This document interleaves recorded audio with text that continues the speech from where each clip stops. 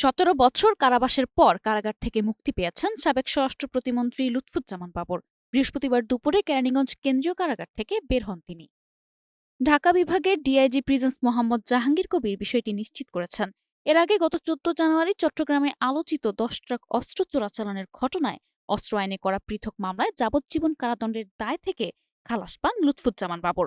বিচারপতি মোস্তফা জামান ইসলাম ও বিচারপতি নাসরিন আক্তারের সমন্বয়ে গঠিত হাইকোর্ট বেঞ্চ এ রায় ঘোষণা করে।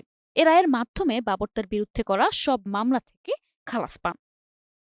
নেত্রকোনা ৪ আসনের বিএনপির সাবেক সংসদ সদস্য লুৎফুজ্জামান বাবরের মুক্তির খবরে বিএনপি নেতাকর্মী, স্বজন ও এলাকার মানুষের মাঝে এক ধরনের আনন্দ উচ্ছ্বাস তৈরি হয়েছে।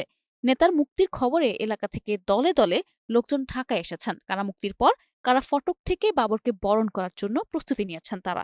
২০০৭ সালের ২৮ মে আটক হন লুৎফুজ্জামান বাবর। এরপর বিভিন্ন মামলায় তার দণ্ড হয়। এর মধ্যে ২টি মামলায় তার মৃত্যুদণ্ডাদেশ দেয়া হয় এবং একটিতে দেয়া হয় যাবজ্জীবন কারাদণ্ড।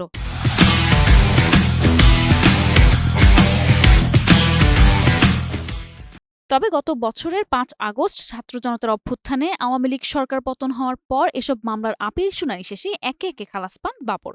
এর মধ্যে গত ২৩ অক্টোবর দুর্নীতির মামলায় ৮ বছরের দণ্ড থেকে এবং ১ ডিসেম্বর ২১ আগস্ট গ্রেনেড হামলার মামলা থেকে খালাস পান তিনি। ২১ আগস্টের মামলায়ও বাবরকে মৃত্যুদণ্ড দিয়েছিলেন বিচারক আদালত। নিউজ ডেস্ক, একুশে টেলিভিশন।